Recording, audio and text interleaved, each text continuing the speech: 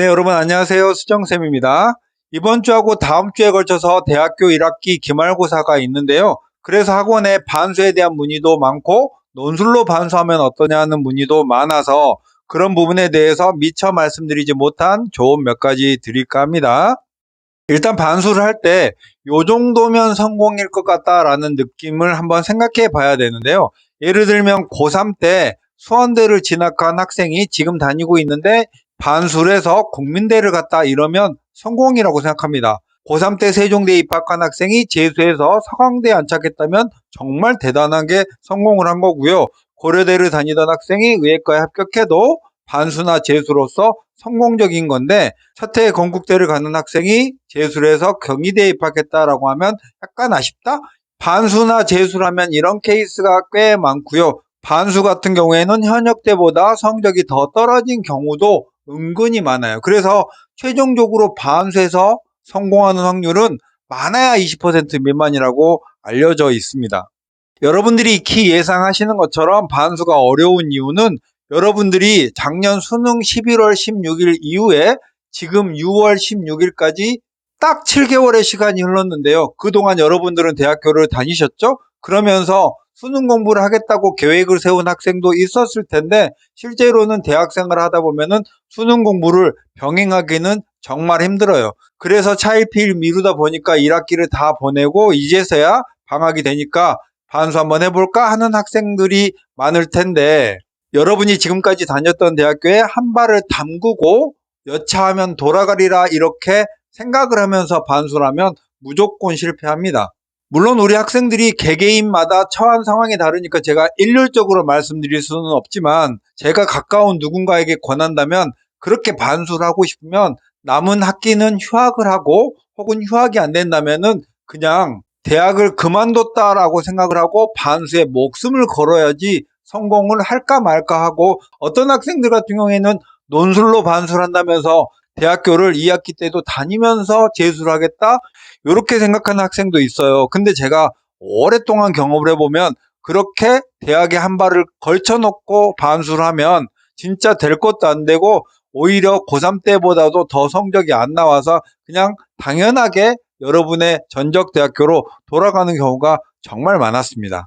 그래서 이런 말씀을 드리는 거고요. 반수를 도전하기에 좋은 케이스, 여러분들이 지금 반수를 할까 말까 고민하고 있다면 이런 학생들, 수능에 관한 어느 정도의 기초 실력이 지금 이미 있고 그 기본적인 과정은 뛰어넘고 바로 실전으로 돌입할 수 있는 학생이라면 성공 확률이 꽤 높고요.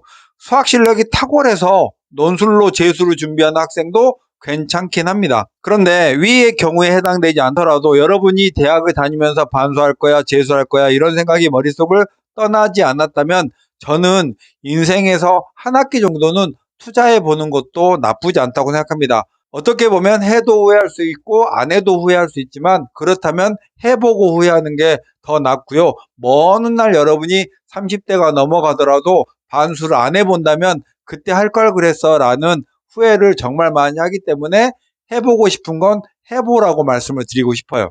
그런데 이왕 한다면 성공을 해야 되잖아요. 그냥 해본 걸로 의미를 둘 수는 없고, 딱 5개월 정도 남았어요. 정확히는 5개월이 안 남은 것 같은데 어떻게 해야지 성공할지에 대해서 한번 얘기를 몇 가지 드리고 마치도록 하겠습니다.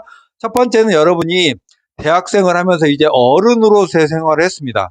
사회에서도 여러분 집에서도 어른 대접을 받았는데 이제 다시 수험생으로 돌아가면 그런 어른 대접 받을 생각하지 말고 다시 고3으로 돌아가는 거예요. 그래서 모든 행동들도 고3에 맞게 하면서 아침에 일찍 일어나고 수험생으로서 하루에 한 12~13시간 이상 공부하는 그런 고3 시절로 완벽하게 돌아가야 되고, 이제는 어느 정도 기간 동안 적응하고 말고 이런 시간이 없습니다. 단방에 수험생으로 돌아가야 되니까 가능하면 혼자서 독학재수학원 가면서 돈도 아끼고 이렇게 공부하겠다는 생각보다는 아주 빡센 프로그램을 가진 그런 학원에 가서 노는 물, 대학생의 물을 단방에 빼도록 하는 게 가장 좋습니다.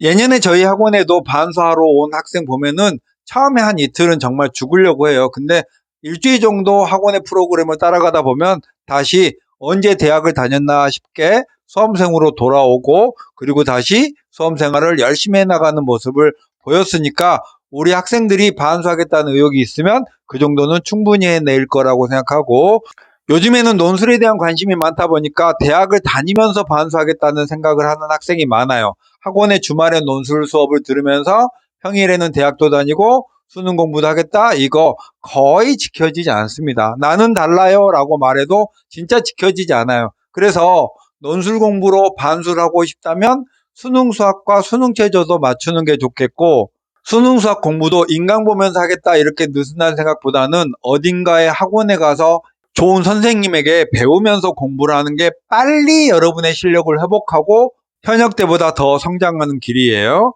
계획을 세우실 때는요, 시간이 앞으로 얼마 안 남았으니까 기승전결의 과정 없이 바로 실전 문제로 돌입합니다. 이거 안 돼요.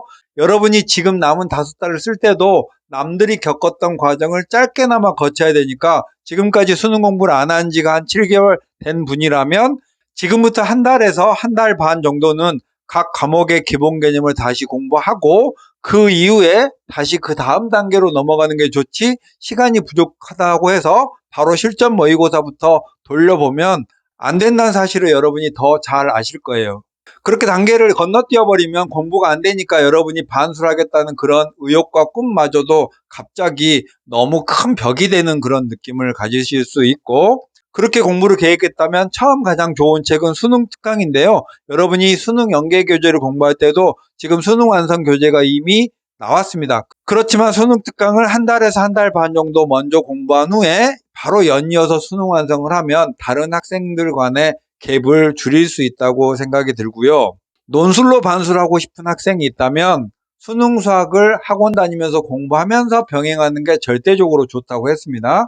논술만 공부하면서 대학을 다니면서 하거나 아니면 혼자 인강 보면서 수능 수학 공부를 하겠다라고 하는 학생들을 제가 많이 맞아봤는데, 실제로는 논술과 상관없이 수능 수학의 베이스가 점점 시간이 갈수록 약해져요. 그러니까 학생은 공부를 한다고 했지만 실제로 수학 실력이 날이 갈수록 좋아져야 논술 실력도 덩달아 좋아지는데, 수능 수학 공부는 소홀히 하니까 매주 말에 논술을 하러 학원에 오면은 점점 수학에 대한 감각이 떨어져서 나중에는 본인도 흐지부지하게 되는 경우가 많아요.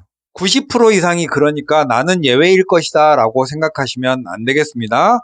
우리 예비 반수생 여러분, 5개월의 시간은 짧다면 짧을 수도 있고 길다면 길 수 있고요. 여러분이 대학생활을 하면서 한 번 더 도전하겠다는 의지를 다졌으니까 이왕 시작하는 거 실패하지 않아야 되잖아요. 그러면 현역 때보다도 계획도 완벽하게 세워야 하고 그 계획을 실행하는 실천력도 뒷받침이 되어야 반수를 성공할 수 있다고 생각합니다.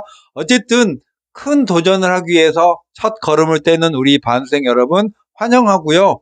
여러분의 목표 꼭 이루시길 바라겠습니다. 수종쌤이었습니다. 안녕.